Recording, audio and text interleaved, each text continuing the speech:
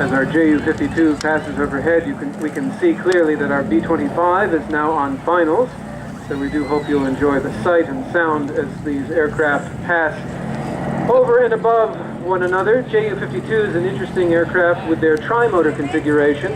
Mark mentioned these planes originated as a single-engine aircraft. Well, the difficulty of engine reliability in the 1930s, well, one's not good enough. Here comes the B-25 in for landing. Let's try 3, so it improves your odds exponentially. Passing by now on their return from their flight, our crew today of the B-25. We'll wait till they pass back as they back taxi to the fighter factory, where we give them a wave. They're a little focused right now.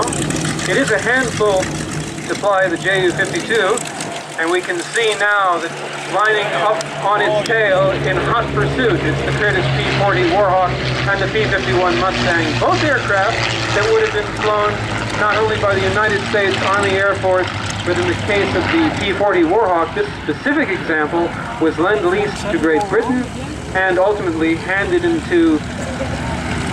over to the Red Army Air Force, who flew the plane during the Second World War. And as Mark mentioned, it is the first aircraft to have been restored by the Military Aviation Museum.